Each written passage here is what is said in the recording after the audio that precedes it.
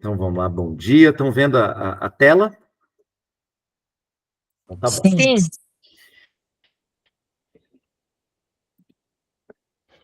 Em nome do Pai, do Filho e do Espírito Santo. Amém. Ave Maria, cheia de graça, o Senhor é convosco. Bendita sois vós entre as mulheres e bendito é o fruto do vosso ventre, Jesus. Santa Maria, Mãe de Deus, rogai por nós, pecadores, agora e na hora de nossa morte. Amém. Rogai por nós, Santa Mãe de Deus, para que sejamos dignos das promessas de Cristo. Vinde, Espírito Santo, enchei os corações dos vossos fiéis e acendei neles o fogo do vosso amor.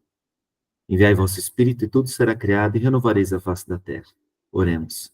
Ó Deus, que instruístes os corações dos vossos fiéis com a luz do Espírito Santo, fazei que apreciemos retamente todas as coisas segundo o mesmo Espírito, e gozemos sempre da sua consolação por Cristo Senhor nosso. Amém. Em nome do Pai, do Filho e do Espírito Santo. Amém. Então, continuamos, pessoal. Hoje nós vamos falar especialmente sobre nossa mãe Maria. E é uma aula muito especial, porque ao falarmos de nossa mãe, nós estamos basicamente falando do nosso destino final, né? Por que eu digo isso? Porque Maria, ela foi a criatura mais perfeita que Deus criou, e aquela que já prefigura aquilo que teremos no final, né? Que é a nossa união perfeita com Deus, né? Então, nós vamos começar falando do quê? Falando da Anunciação, né? O que foi a Anunciação? Então, nós vimos até o encontro passado, né? Sobre a pessoa divina do Verbo, né? Sobre Jesus, que é verdadeiro Deus e verdadeiro homem, né? E tudo isso começa com a Anunciação, né? Que a Anunciação nada mais vai ser do que a inauguração daquilo que é chamado de a plenitude dos tempos. O Catecismo fala, né, no 484, a Anunciação a Maria inaugura o tempo previsto, né? Isto é, o cumprimento das promessas e das preparações, né? Então, toda aquela preparação que foi feita desde o Antigo Testamento até chegarmos à plenitude dos tempos, que quando foi o momento em que Deus se fez homem, né? A Anunciação que inaugura a plenitude dos tempos, inaugura essa união, né, entre a divindade e a humanidade no ventre de Maria. Então, Maria, nesse sentido, ela é o quê, gente? Maria, ela é convidada a quê?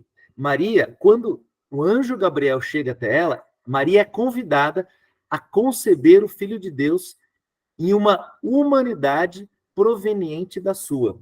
Então, Maria, ela é convidada a doar a sua humanidade para que Deus se fizesse homem, né? Para que Deus se fizesse homem pela humanidade de Maria. Por quê?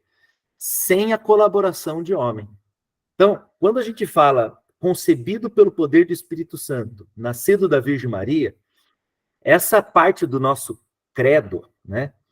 Concebido do Espírito Santo, nascido da Virgem Maria. O fato dele ser concebido do Espírito Santo demonstra o quê, gente? Demonstra a gratuidade de Deus, né? A gratuidade de Deus que sem a colaboração de homem algum, não é?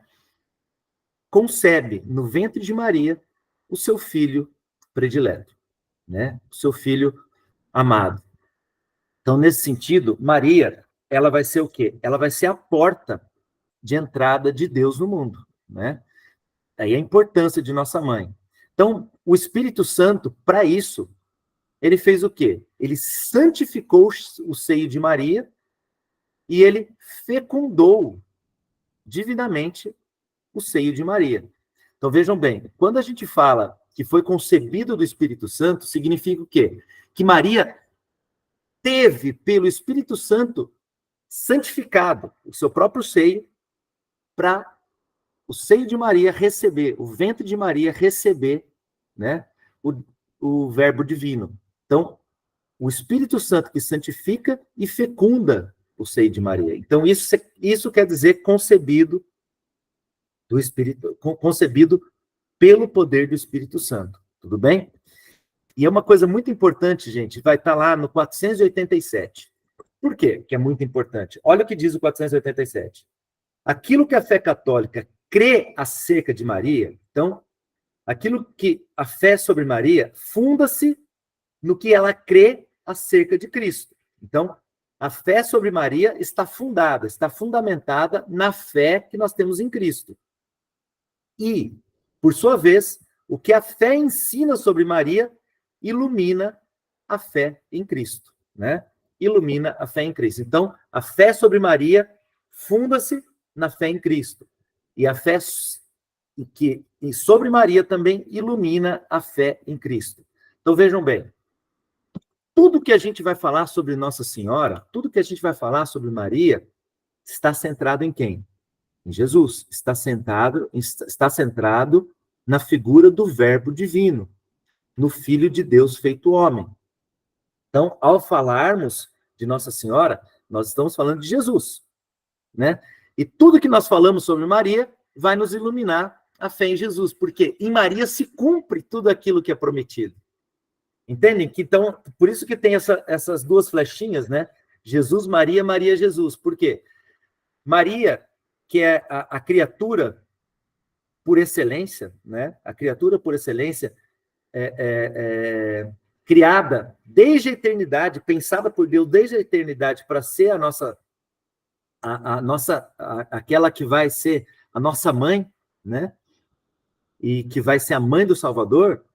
Tudo que a gente é ensinado pela igreja sobre Maria ilumina nossa fé em Jesus Cristo, porque Cristo veio fazer isso conosco, especialmente com cada um de nós, tá? Então, isso é muito importante, muito importante.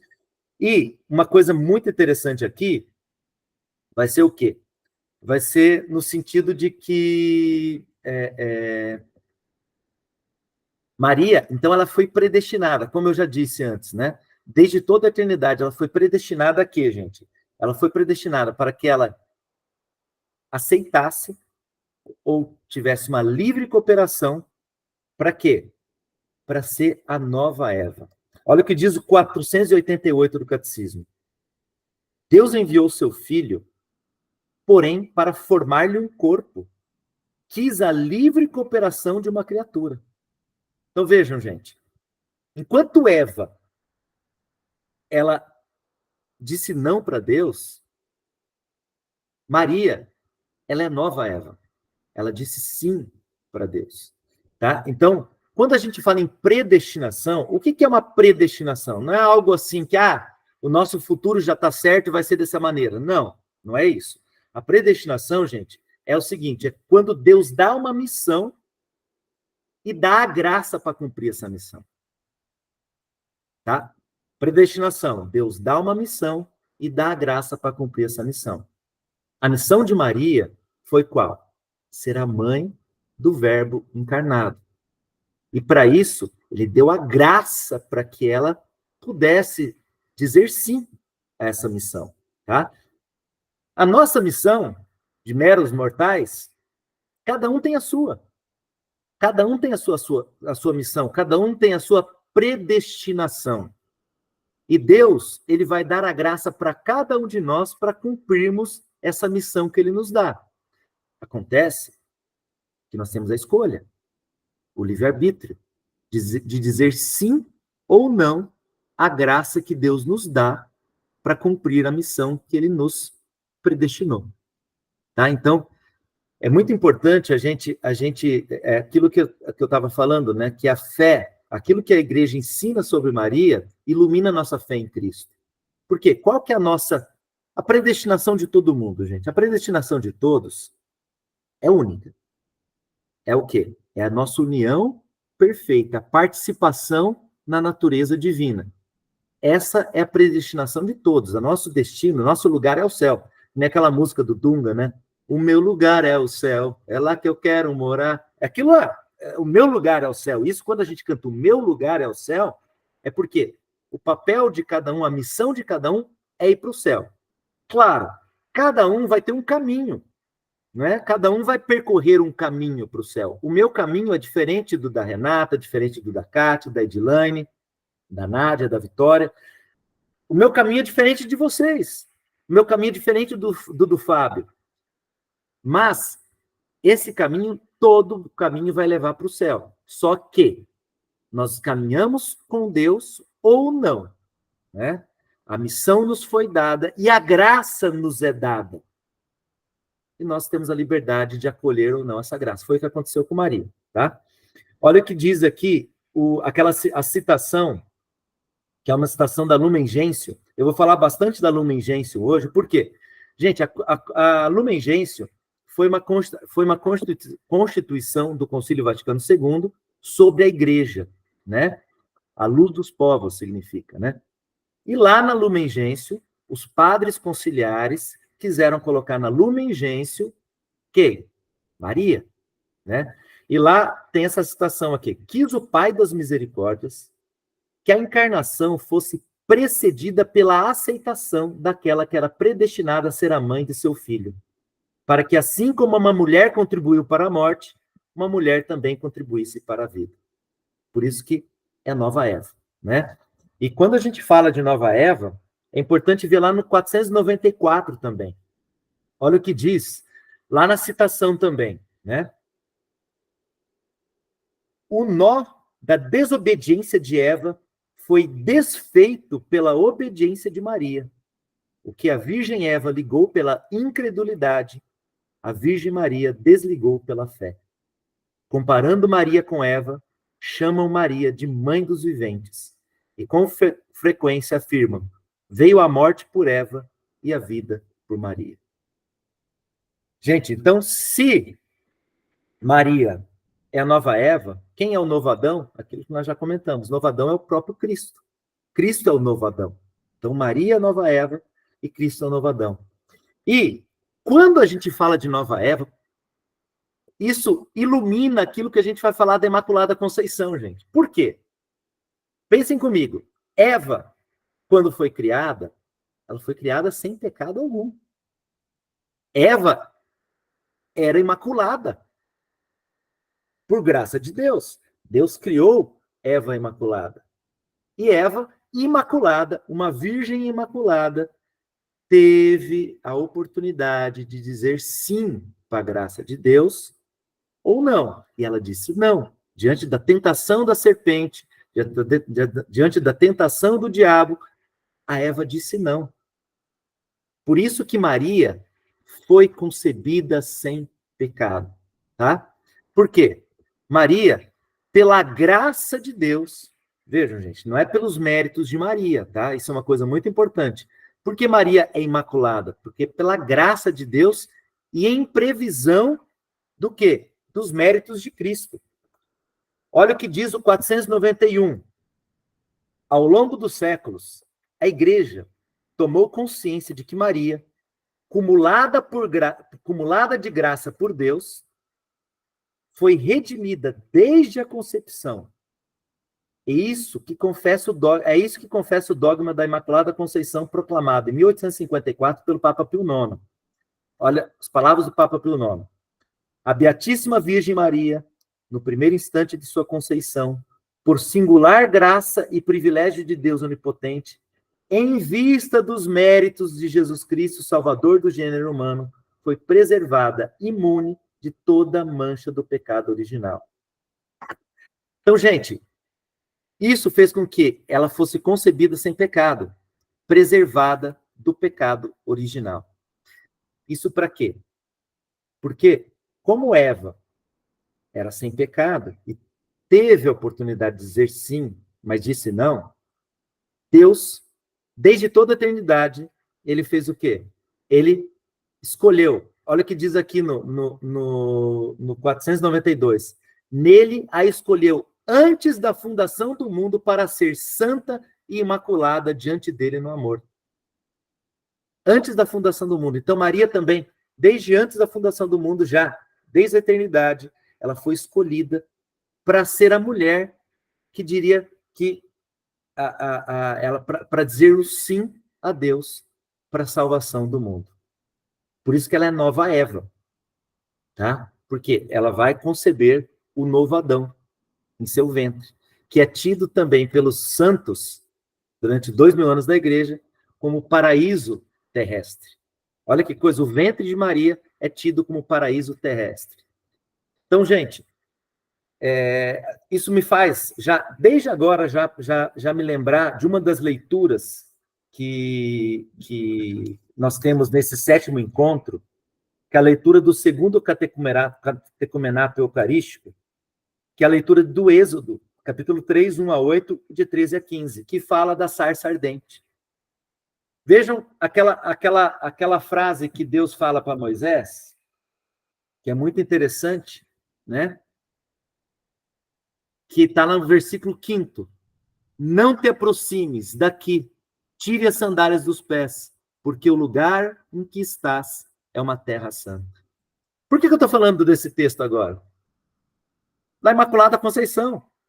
Se Moisés ele não podia entrar naquele lugar, pois é uma terra santa, como que Deus vai se fazer homem? Numa terra santa, no paraíso terrestre, que é o ventre de Maria. Por isso que Deus, pela sua graça, preservou Maria de todo pecado. Por isso que Maria, ela é toda imaculada. A Imaculada Conceição de Maria foi o quê? Ela foi concebida sem o pecado original, em previsão dos méritos de Cristo. Então, aquilo que Cristo já iria sofrer, por quê, gente? Porque Deus olha as coisas fora do tempo. Aquilo que Cristo ia sofrer no Calvário, na sua morte, a salvação de Cristo já alcançou Maria no ventre de Santa Ana. Tá? É isso a Imaculada Conceição. Então, Maria, por isso ela é chamada cheia de graça, né? Pelo anjo Gabriel. Por isso que na tradição oriental ela é chamada de a toda santa. Por quê? Ela é imune de todo pecado e de todo pecado pessoal durante toda a vida. Então, Maria, gente, nunca pecou. Toda a vida de Maria foi sem pecado. Ela é cheia de graça, ela é plena de graça. Né? Em latim, né? Ave Maria, gratia plena. Ela é repleta de graça, ela é toda santa. Por isso, ela foi imune de todo pecado pessoal durante toda a sua vida. E assim, o sim de Maria trouxe o quê? A salvação do mundo, tanto para si mesma, quanto para toda a humanidade. Por quê? Porque a Imaculada Conceição foi em vista dos méritos de Cristo, ou seja, o sim dela trouxe a salvação para si mesma e para toda a humanidade. Ok? Então, Maria, por isso, ela é chamada de Mãe de Deus. Nós já vimos na aula passada que Jesus é verdadeiramente Deus e verdadeiramente homem. É uma pessoa com duas naturezas, uma pessoa divina com duas naturezas, uma natureza humana, uma natureza divina. E por isso, Maria é Theotokos, né? Theotokos, que significa isso? É o grego, aquela que dá luz a Deus. E aí a gente faz a pergunta, né? Maria é mãe de quem? Mãe de Deus. Então, isso é bem importante para a gente. Nós já falamos no encontro passado, mas Maria é mãe da pessoa divina de Jesus Cristo, que tem duas naturezas. Então, a natureza humana de Jesus foi dada por Maria, e a natureza divina já é de Jesus. Tá? Então, outra coisa interessante, Maria, portanto, ela é sempre virgem. Tá? Então, vai estar aqui a partir do 499, né? Vai estar lá que Maria, ela sempre virgem. Significa que ela continua virgem antes, durante e depois do parto. Então, Maria é virgem antes, durante e depois do parto. Uma coisa muito importante que eu ouvi esses tempos atrás, daquele autor que eu sempre falo, Christopher West, que fala muito sobre a teologia do corpo, em que ele vai explicar, né, ele vai dar uma explicação muito, muito interessante, né, que diz respeito à questão da virgindade depois do parto, né? O número 500 do catecismo, nós já vamos vê-lo agora, daqui a pouco, mas tu vai falar dos irmãos e irmãs de Jesus, que os nossos irmãos protestantes falam, né? Ah, mas a Bíblia fala de irmão de Jesus, né? Isso é uma interpretação muito, muito mal feita da Bíblia, e o próprio catecismo já desmonta isso, né? Mas uma coisa muito importante, tendo em vista aquilo que nós falamos sobre a analogia esponsal, né? O que é a analogia esponsal? É aquela analogia que é tida lá em Efésios 5:31, né? Onde São Paulo compara a união em uma só carne do homem com a mulher, com a união de Cristo com sua igreja. E esse é um grande mistério. Então, o sacramento do matrimônio, ele é um sinal da união de Cristo com sua igreja. O que é a união de Cristo com sua igreja? A união de Cristo com sua igreja é a nossa participação na divindade de nosso Senhor Jesus Cristo. A nossa participação na divindade de nosso Senhor Jesus Cristo. E esse autor, ele explica o seguinte, ele fala o seguinte, por que Maria não teve relações com São José? Por que o casamento de Maria e José, também chamado de casamento josefino, né? Por que não há relação sexual entre José e Maria? Por que não há essa união na carne entre José e Maria? Porque, gente, é o seguinte, se o sacramento do matrimônio, ele é um sinal da nossa união final entre Cristo e a igreja, entre nós e o próprio Deus, é a nossa participação na natureza divina, Maria, aqui na Terra, já era esse sinal. Maria, aqui na Terra, ela já se uniu perfeitamente a Deus, né? Já se uniu perfeitamente a Deus, tanto é que o casamento entre o céu e a terra se deu no seu ventre. Então, diante disso, o que ela era para José? Maria era para José um sinal da união divina no final dos tempos. Então, nesse sentido que Maria e José não tinha como eles serem, a união entre eles seria um sinal da união final, porque Maria já tinha se unido. Ela é, né? Em seu ventre, ela foi o local onde o céu e a terra se uniram novamente, tá? Então é muito bonito isso, é muito legal, e essa visão esponsal, ela perpassa toda a Bíblia e toda a história da igreja, né?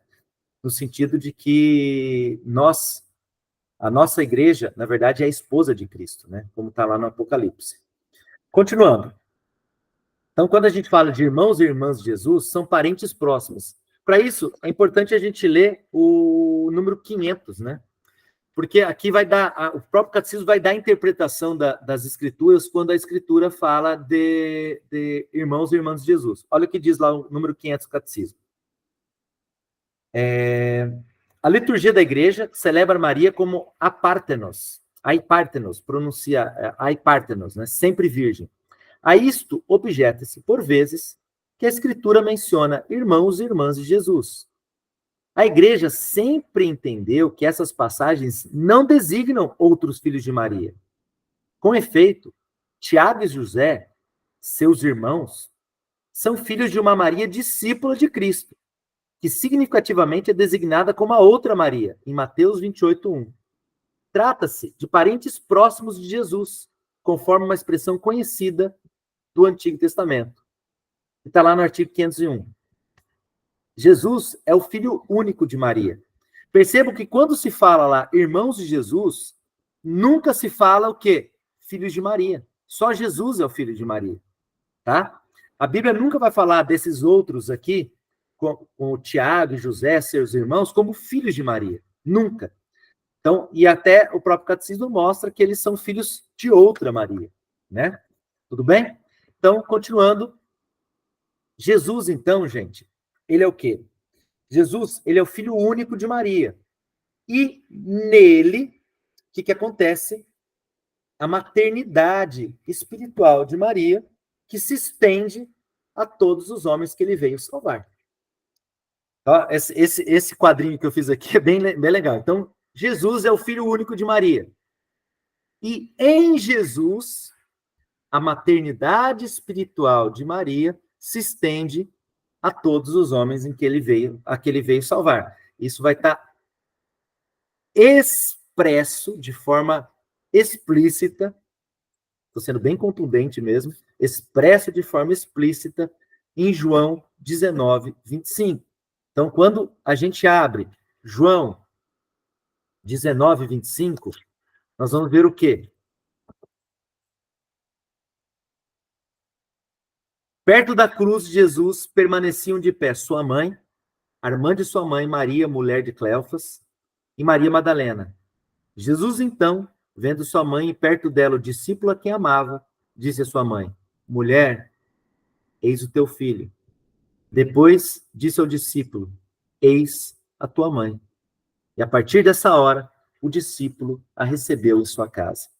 Então vejam, gente, aqui mostra a maternidade espiritual de Maria, que do alto da cruz, Jesus, olhando para ela, a chama de mulher.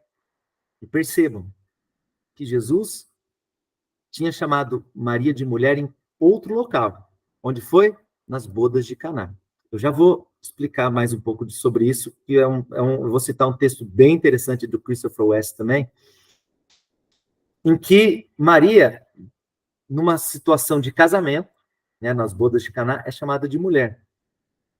Onde há um nome de mulher também? Gênesis 3:15, que é o proto-evangelho, né? Onde Deus, ao falar, depois da Eva aceitar a tentação de Maria, a tentação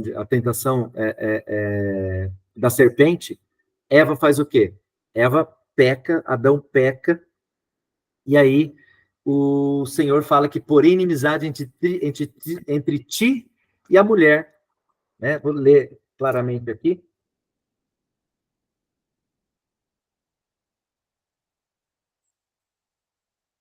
Porém, hostilidade entre ti e a mulher, entre tua linhagem e a dela. Ela te esmagará a cabeça e tu lhe ferirás o calcanhar. Esse é o proto-evangelho, Gênesis 3:15, onde está falando mulher também de novo. E Maria é a mulher, né, que vai pisar na cabeça da serpente. Né? Então, isso é muito importante. E aí que entra a figura de Maria como figura da igreja, que ela é virgem e mãe. Vai estar lá no 507. Gente, isso aqui é muito importante, muito importante. Maria é, ao mesmo tempo, virgem e mãe, por ser a figura e a realização mais perfeita da igreja. A igreja torna-se, também ela, mãe por meio da palavra de Deus que ela recebe na fé, pois, pela pregação e pelo batismo, ela gera para a vida nova e imortal os filhos concebidos do Espírito Santo e nascidos de Deus. Ela é também a virgem que guarda íntegra e pura a fé dada ao seu esposo. Isso vai nos lembrar lá do início dos nossos encontros, né? Que vai estar lá na questão número 30, no final da questão número 30, uma citação de São Cipriano, na questão número 30 do compêndio, tá? Não pode ter a Deus como pai quem não tem a igreja como mãe. E Maria é a figura perfeita da igreja. E isso, gente, é o próprio catecismo que está dizendo, com base no quê? Com base aqui no Concílio Vaticano II, na Constituição Lumen Gentium, né? Olha o que diz aqui a Constituição Lumen Gentium, gente. Que no número 63, que Maria, tipo da igreja como virgem mãe, por dom e missão da divina maternidade, pela qual está unida ao Filho Redentor, e em virtude de suas singulares graças e funções, a bem-aventurada Virgem está já também intimamente unida à Igreja. Como já ensinava Santo Ambrósio, a Mãe de Deus é figura da Igreja na ordem da fé, da caridade e da perfeita união com Cristo. Lembra que eu disse sobre o casamento dela com José? Não ser aquele casamento que prefigura a união de Cristo com a igreja. Por quê? Porque Maria já está em perfeita união com Cristo. Continuando. Com efeito, no mistério da igreja, que com razão é também chamada Mãe e Virgem, a bem-aventurada Virgem Maria precedeu, mostrando um eminente e singular modelo tanto de virgem como de mãe. Crendo e obedecendo, ela gerou na terra o próprio Filho do Pai. E isso sem conhecer varão, mas coberta pela sombra do Espírito Santo. E como uma nova Eva, não dando crédito à antiga serpente, mas, sem hesitação alguma, ao mensageiro de Deus, deu, pois, luz ao Filho, que Deus colocou como primogênito entre muitos irmãos, isto é, entre os fiéis, para cuja geração e formação ela coopera com materno amor. É fantástico isso. Por quê? Porque mostra que Maria é a figura da igreja. E nesse sentido, é importante, a nossa igreja tem a imagem, né, da cruz da união, né, a cruz unitiva, que essa imagem, gente, ela mostra muito claramente o quê? Ela mostra a união nupcial feita na cruz, onde Maria é o símbolo da igreja. E aqui nesse ponto, depois eu vou colocar no grupo esse link desse artigo, mas é uma coisa muito interessante que Santo Agostinho disse, gente. Olha isso. Santo Agostinho escreveu: como um noivo, Cristo saiu de seus aposentos. Ele veio para o leito nupcial da cruz e, sendo levantado nela, consumou seu matrimônio. E quando ele percebeu os suspiros de sua criatura, amorosamente ele se entregou aos tormentos no lugar de sua esposa e uniu-se a ela para sempre. Olha que coisa maravilhosa. O Christopher West, nesse texto, ele continua falando o seguinte, olha: a primeira vez que eu ouvi essa ideia da cruz como leito nupcial foi através do bispo Fulton Sheen. Acho que todos já ouviram falar de Fulton Sheen, né? Que foi um grande bispo norte-americano, foi o primeiro comunicador em massa da Igreja Católica, né?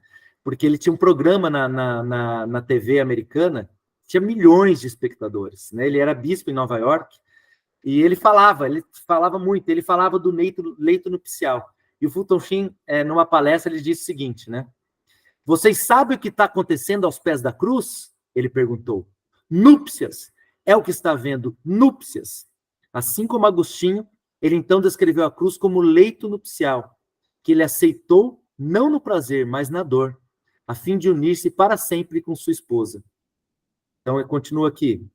O bom bispo continuou explicando que sempre que Jesus chama Maria de mulher, tal como ocorreu nas bodas de Caná e na cruz, ele está falando como novo Adão para a nova Eva, o esposo para a esposa. Aqui, é claro, as relações estão fora da esfera do sangue. O fato de que a mãe de Cristo é a mulher, simbolizando sua esposa, não precisa nos preocupar. O matrimônio do novo Adão e da nova Eva, consumado na cruz, é místico e virginal. O próprio catecismo refere-se a essa mulher, Maria, como a esposa do Cordeiro, lá no número 1138. Contemplar esse simbolismo esponsal nos abre verdadeiros tesouros. Assim como o primeiro Adão foi colocado em um sono profundo e Eva veio do seu lado, assim o novo Adão aceitou o sono da morte e a nova Eva nasceu do seu lado. Ver o Catecismo, número 766. Normalmente, isso é figurado artisticamente como uma imagem da mulher, Maria, segurando um cálice, ou algumas vezes um jarro largo, que é a reminiscência de Caná, aos pés da cruz, que é a cruz que nós temos na nossa paróquia, recebendo o fluxo do sangue e água que saíam do lado de Cristo. O sangue e a água, é claro, simbolizam o banho de núpcias do batismo e a festa nupcial da Eucaristia. Pessoal, essa é uma visão maravilhosa. É uma visão maravilhosa. Por quê? Porque aqui nós estamos diante do leito nupcial da cruz, onde o esposo entrega-se para sua esposa. E nós voltamos para Efésios, lá, capítulo 5, onde o apóstolo Paulo, ele vai falar o que em Efésios 5, gente? Ele vai falar que, maridos, amai a vossas mulheres como Cristo amou e se entregou por ela. E aí lá no versículo 31, né? Por isso deixará o homem o seu pai e sua mãe e se ligará à sua mulher e serão ambos uma só carne. É grande este mistério. Refere uma relação entre Cristo e sua igreja. Em resumo, cada um de vós ame a sua mulher como a si mesmo e a mulher respeite o seu marido. O que é isso? Qual que é esse amor? É se entregar pela sua mulher. Então, nesse sentido que a Constituição do Concílio Vaticano II, Lumen Gentium, chega e traz Maria como figura da igreja, que é aquela figura da nossa união final na eternidade. Continuando, agora nós passamos para a vida de Cristo. Nós passamos agora a nos pautar, continuando, creio, né? Foi concebido pelo poder do Espírito Santo, nasceu da Virgem Maria. E aí, nós temos o quê? Nós temos a vida de Cristo, a vida de nosso Senhor, como o mistério de salvação que vai fazer o quê, gente? Que vai nos iluminar. Então, como nós dissemos, né, que está lá no número 487, aquilo que a fé católica crê acerca de Maria funda-se no que ela crê acerca de Cristo. E por isso, nós temos que ver o quê? Todo o catecismo, toda a nossa fé é cristológica. Como nós dizemos no início, a revelação se deu por completo em Cristo. Jesus é a palavra de Deus que se fez carne. Por isso, os mistérios da nossa salvação são iluminados.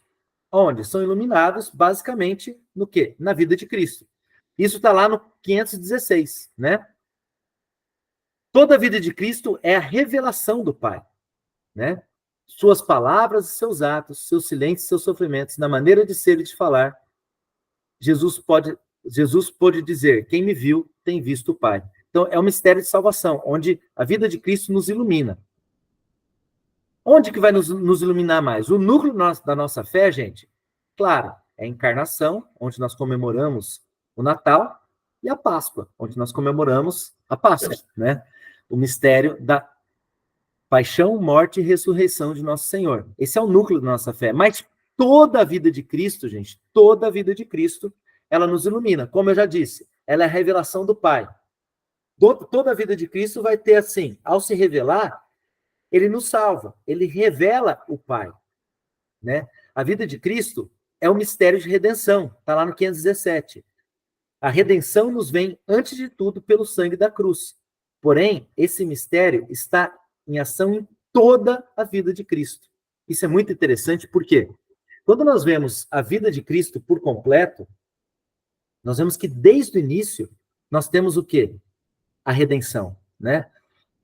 Quando Cristo se faz homem, né? Que é aquele termo grego, né? A kenosis, né? Que ele se esvaziou de si mesmo para se fazer homem, nós já temos aí a redenção.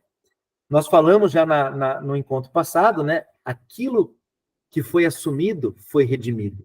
Então, Jesus, desde sua encarnação no ventre de Maria, e ele quis fazer isso, né? Ele quis viver todas as fases de um ser humano. Ele quis viver todas as fases pelas quais nós passamos, desde lá do ventre materno até a morte.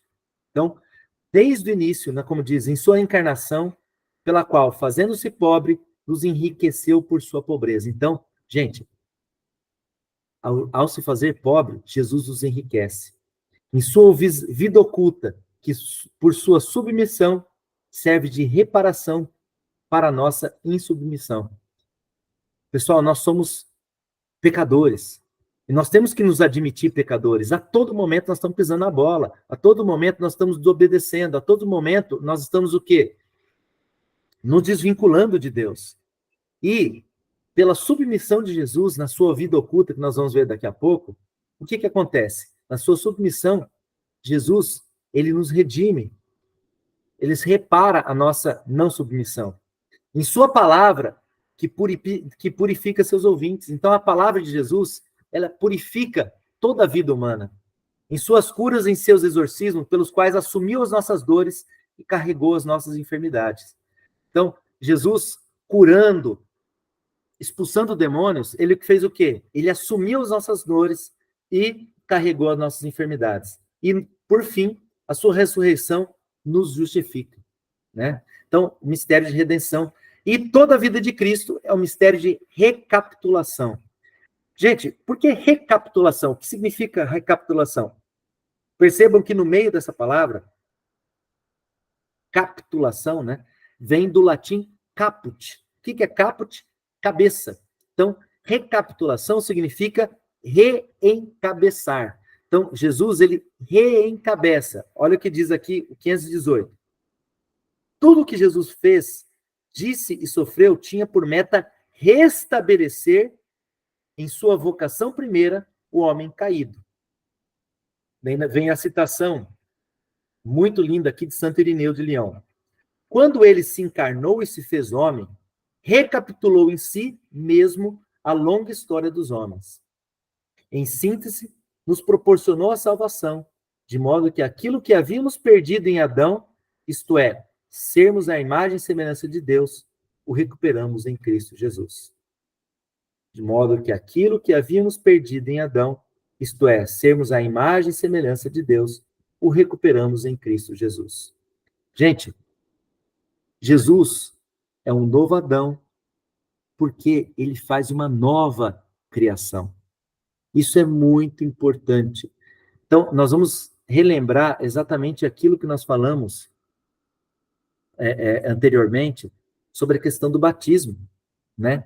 Que o batismo vai nos fazer novas criaturas. Esse é o termo que a igreja usa. Somos novas criaturas. Por quê? Nós fazemos parte de uma nova criação. Uma nova criação em que Jesus, ele vai retomar para nós a imagem e semelhança de Deus que foi perdida em Adão. Por isso que ele é o novo Adão, porque ele recupera no leito nupcial da cruz, ao dizer sim à vontade de Deus, ele recupera aquilo que havíamos perdido pelo pecado original. Então nós somos novas criaturas. É uma nova criação. A nova criação em Cristo. Por isso que quando o padre ele ergue a hóstia consagrada e o vinho consagrado, dizendo: por Cristo, com Cristo e em Cristo, a vós, Deus Pai Todo-Poderoso, na unidade do Espírito Santo, toda a honra e toda a glória, por todos os séculos dos séculos. Amém. Por Cristo, com Cristo e em Cristo. Percebam que tudo começa a fazer sentido na missa. A nossa visão da missa já é outra. Porque a nova criatura que nós nos tornamos a partir do batismo, ela é alimentada todas as vezes que nós participamos da Eucaristia. Porque todas as vezes que é oferecido o corpo e o sangue de Cristo a Deus Pai, nós fazemos presente lá. Nós fazemos presente. Por Cristo, com Cristo e em Cristo. Porque Cristo recapitula toda a criação em si. Ele recapitula, né?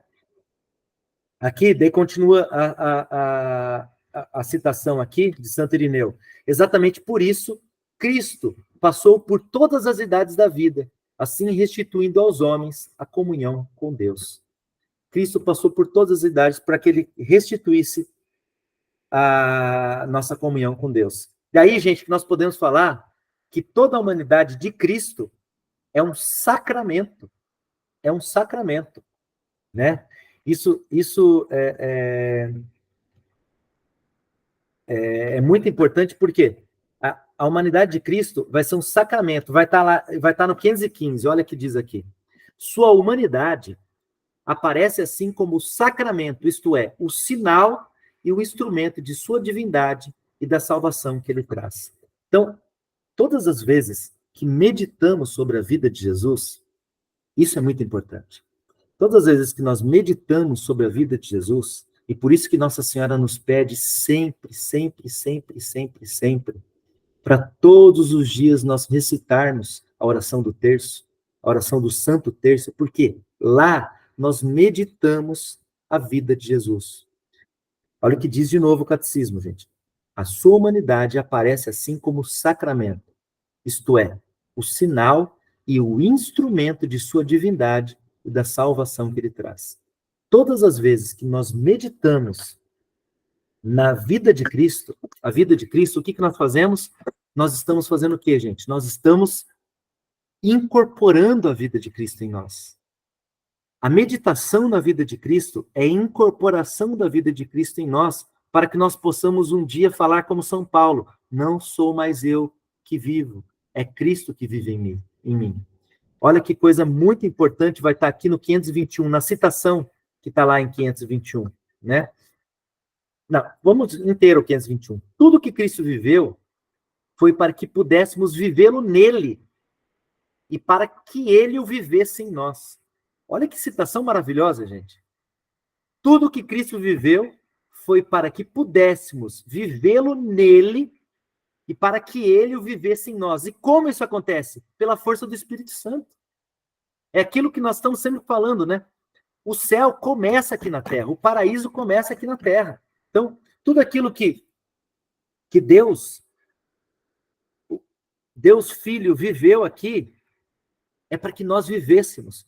Toda a nossa meditação é para isso, né?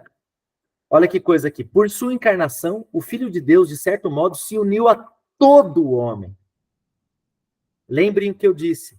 Quando Jesus, quando a gente estava falando do Sagrado Coração de Jesus, né? Quando o coração humano de Jesus sofreu por nós, a pessoa divina de Cristo, por meio do coração humano dele, sofreu por nós, ele pensava em cada um de nós, né? Então, nós somos chamados a ser uma única coisa com ele. Nós somos chamados a ser uma única coisa com ele. É a nossa participação na natureza divina, né?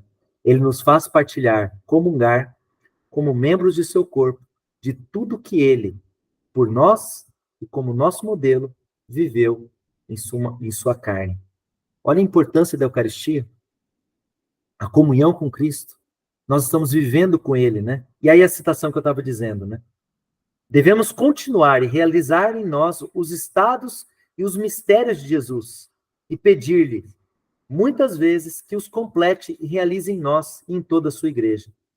O Filho de Deus deseja conceder certa participação e realizar como que uma extensão e continuação de seus mistérios em nós e em toda a sua igreja, pelas graças que quer nos comunicar e pelos efeitos que quer operar em nós por estes mistérios. Por estes meios, quer realizá-los em nós. É uma citação de São João Eudes. Olha a importância do Santo Terço, do Santo Rosário, onde nós meditamos. E não é simples essa recitação das Ave Marias, dos Pai Nossos, que nós recitamos, não. É meditação. E nós ingressamos nos mistérios de Cristo para quê? Porque ele deseja conceder certa participação e realizar como que uma extensão e continuação de seus mistérios em nós, em toda a igreja. Não é uma mera devoção vazia, recitação de palavras, mas não. Nós estamos incorporando em nós o quê? Nós estamos incorporando em nós a vida de Cristo, tá? E essa vida de Cristo teve uma preparação. Qual foi a preparação, gente? A preparação foi remota, né? Vai estar lá no 522, que foi durante séculos, né? É um acontecimento de tal, como diz lá, a vida do Filho de Deus à Terra é um acontecimento de tal imensidão que Deus quis prepará-lo durante séculos, né? Então nós temos todos os símbolos da primeira aliança, os sacrifícios, as figuras, os profetas da antiga aliança e a preparação mais imediata, que foi por meio de São João Batista, está lá no 523. São João Batista é o precursor imediato do Senhor, né?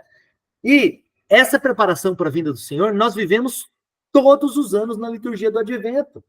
Percebam aqui no 524, ao celebrar a cada ano a liturgia do Advento, a igreja atualiza. O que é atualizar, gente? É tornar presente. Atualiza esta espera do Messias. Comungando com a longa preparação da primeira vinda, vocês podem perceber que parte do Advento nós temos o quê? Toda a preparação da primeira vinda. Então, é tido toda a preparação para a primeira vinda, mas também a outra parte do advento, os fiéis renovam o ardente desejo da segunda vinda. Então, vejam, a liturgia do advento, ela torna presente. Isso nós vamos ver quando nós formos estudar a parte da liturgia que está no catecismo. O que vai ser a liturgia, gente? A liturgia é tornar presente os mistérios de Cristo. Pessoal, quando nós participamos da missa, nós nos fazemos presente, a celebração dos mistérios, nós nos fazemos presentes lá na renovação do sacrifício de Cristo.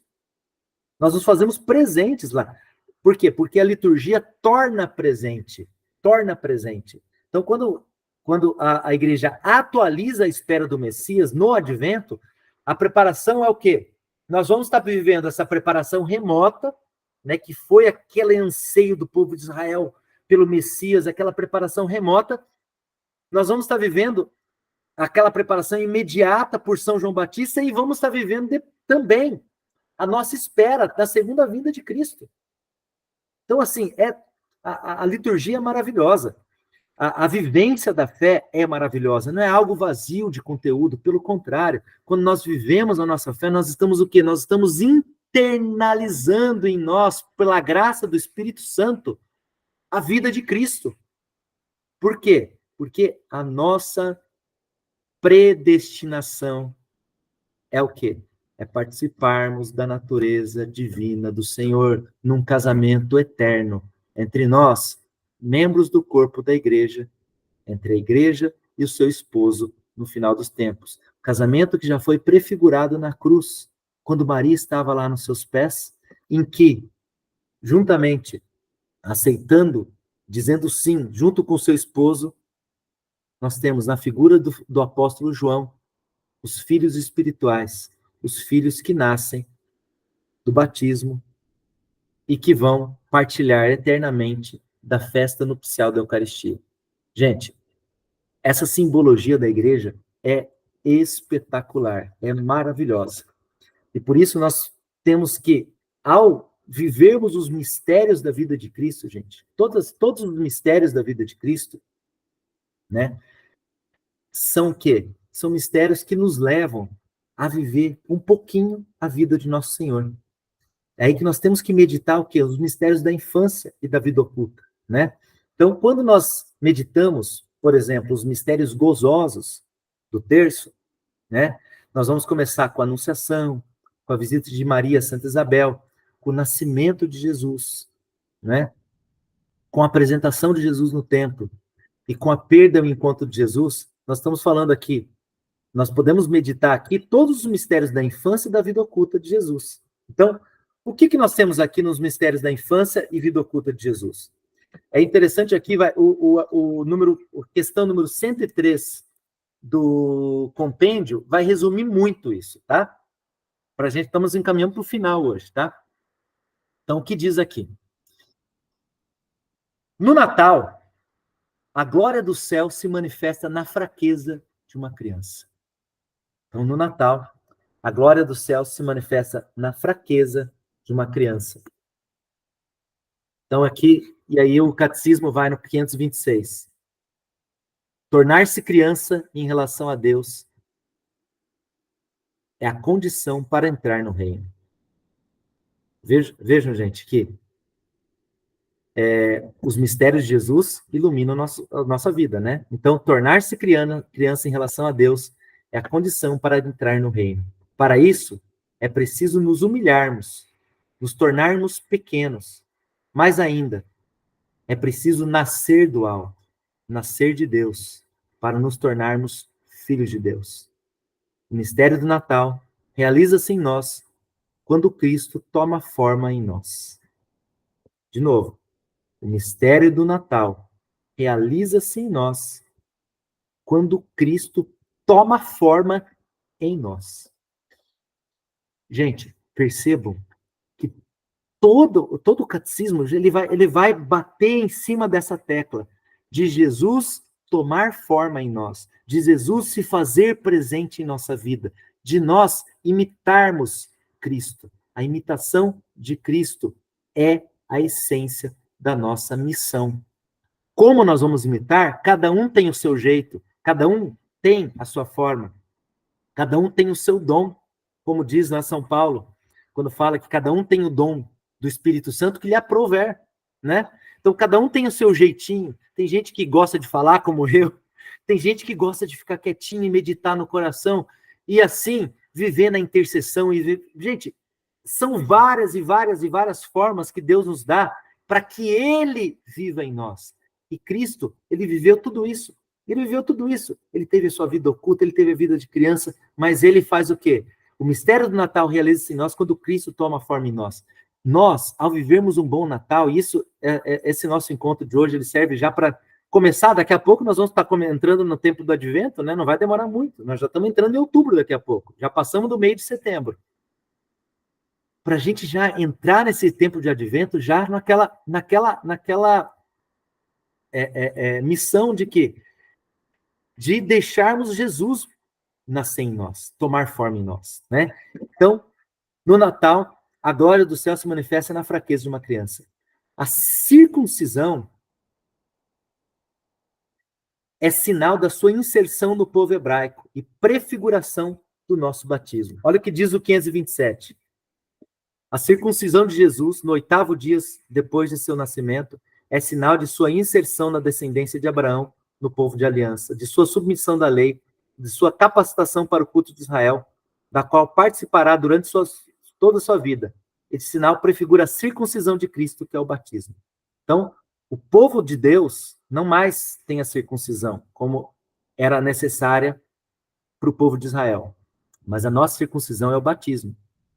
E eu quero que vocês prestem atenção numa coisa. Na circuncisão, nós temos o primeiro momento em que Jesus derramou seu sangue. Primeiro momento em que Jesus derramou seu sangue, o sacrifício começa aí. Lembra que a igreja nos ensina que a vida inteira de Jesus, né, ela vai culminar com sua paixão, morte e ressurreição. Mas a vida inteira de Jesus já é a redenção. Toda a vida de Jesus é um sinal da redenção. Vejam, desde o início, Jesus teve que fazer o quê? Derramar o seu sangue. A Epifania é a manifestação do Rei Messias de Israel a todas as nações. Né? Então, diz o 528, a Epifania é a manifestação de Jesus como Messias de Israel, Filho de Deus e Salvador do mundo.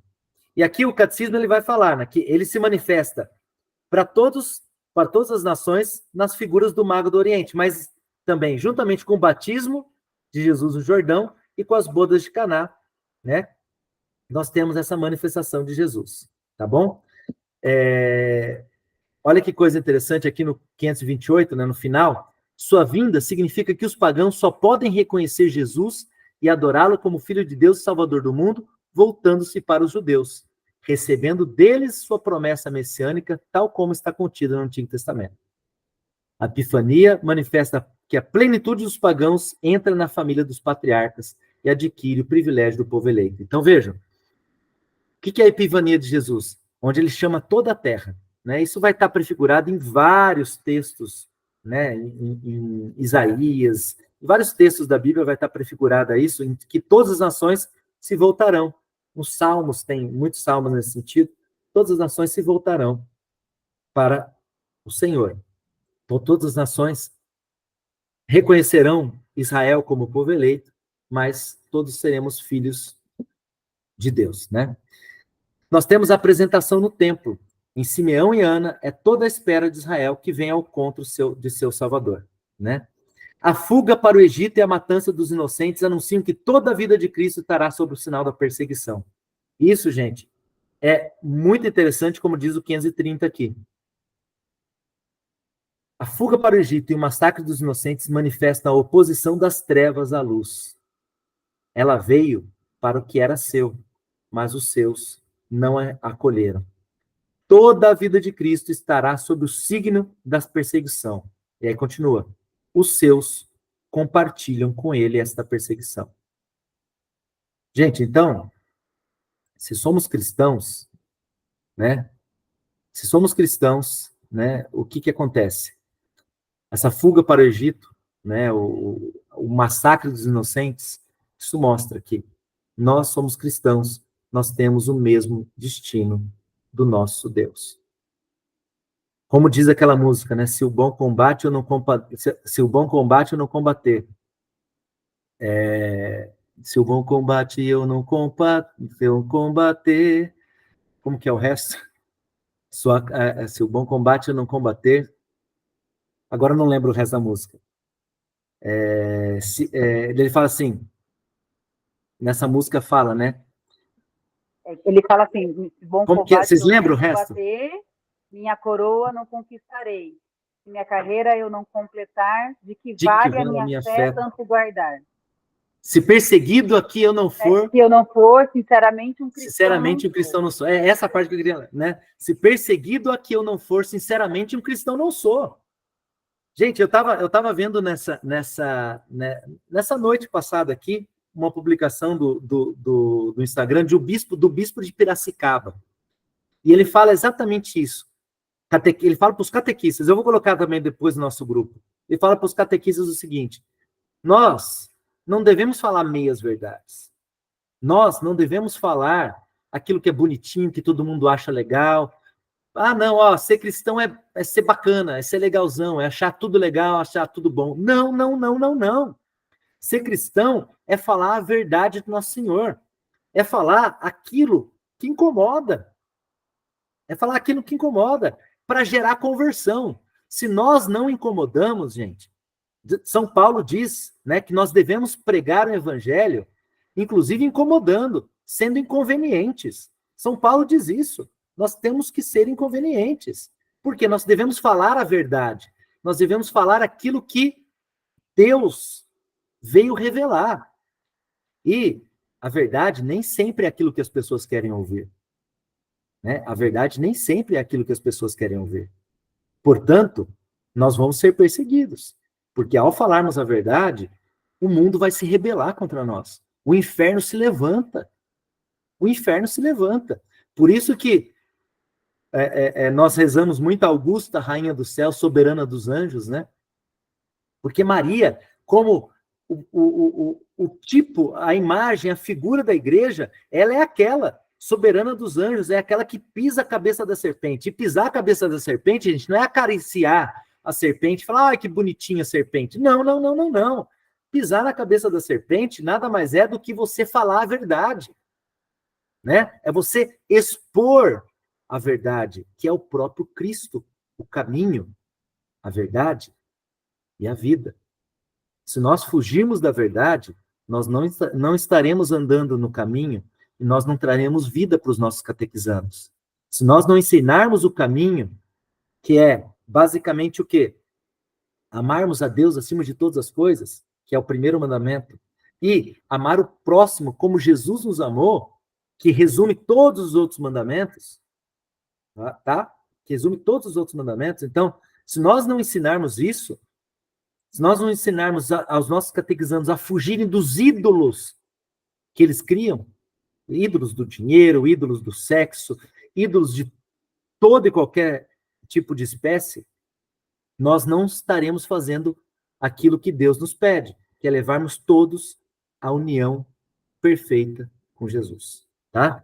Então, isso prefigura tudo isso, gente. A fuga para o Egito, o massacre dos inocentes, a volta do Egito, como diz o 530, né? Lembra o êxodo e apresenta Jesus como libertador definitivo. Ó, nós não teremos o nosso libertador se nós não formos perseguidos, tá? Olha o que diz a Escritura.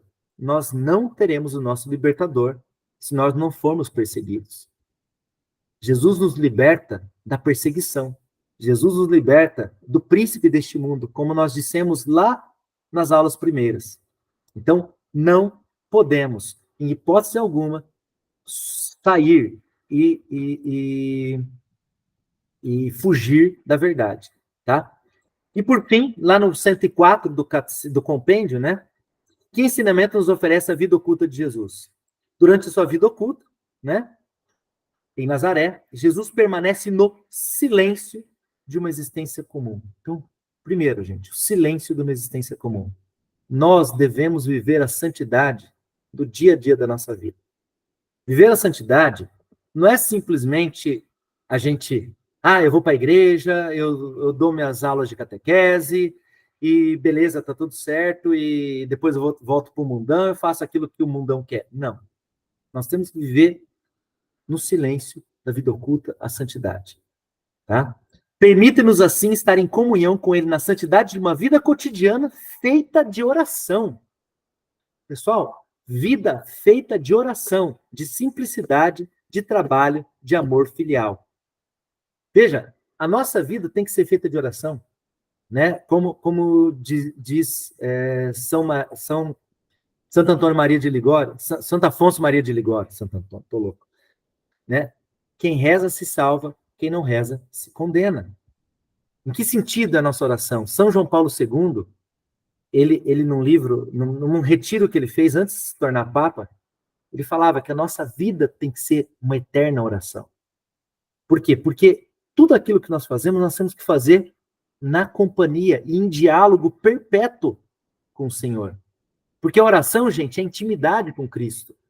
Então, se nós agimos e fazemos a nossa vida uma eterna oração, em tudo que a gente faz na nossa vida, a gente vai estar vivendo uma vida santa, tá?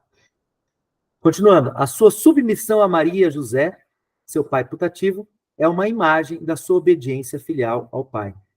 Então vejam aqui, essa submissão de Maria, de Jesus a Maria e José, né, sendo o próprio Deus, ele submeteu-se à autoridade do seu pai adotivo e de sua mãe.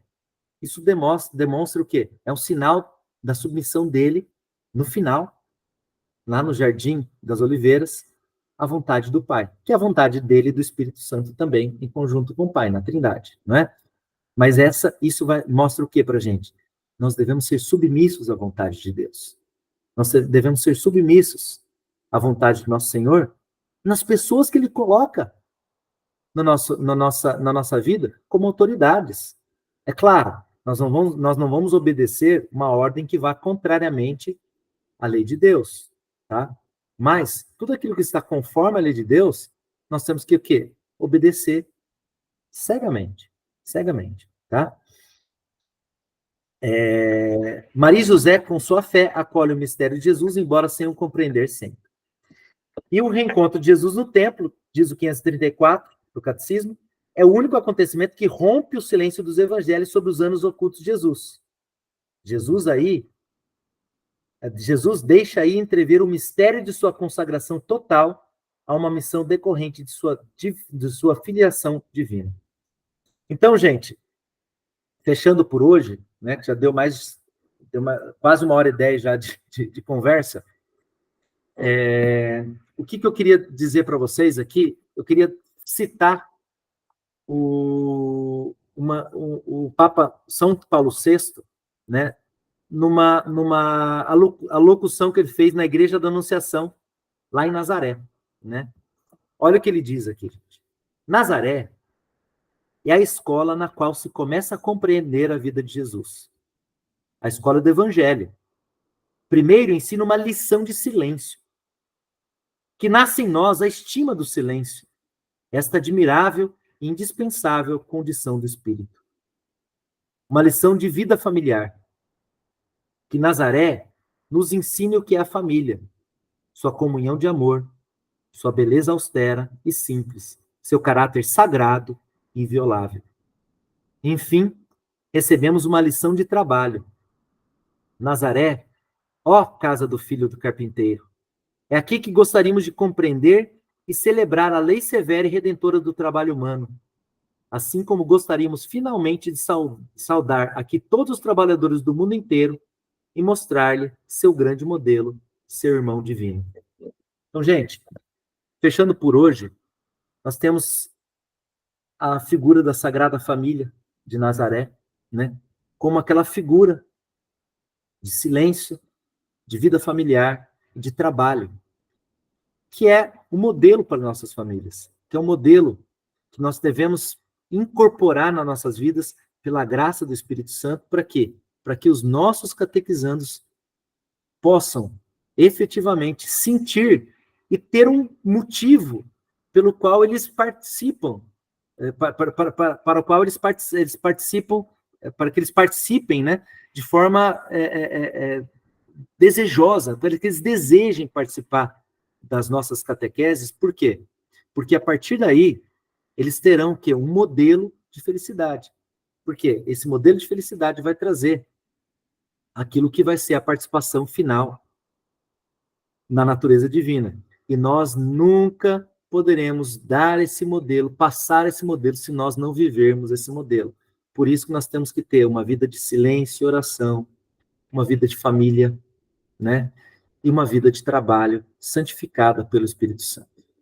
Tá bom? Gente, eu paro por aqui, né? Muito obrigado. Se vocês tiverem alguma pergunta, estou à disposição. Senão, já para a gravação aqui, já. Show, Vitão, obrigado. Eu vou me retirar também, que já está na minha hora. Um abraço para vocês, gente. Deus abençoe. Tá bom, boa gente? semana. Então, tá bom. Se não tiver nenhuma pergunta, Obrigadão. vou encerrar aqui. Tchau, obrigada. Obrigado, gente. Boa semana. Fiquem com Deus, tá? Valeu, valeu.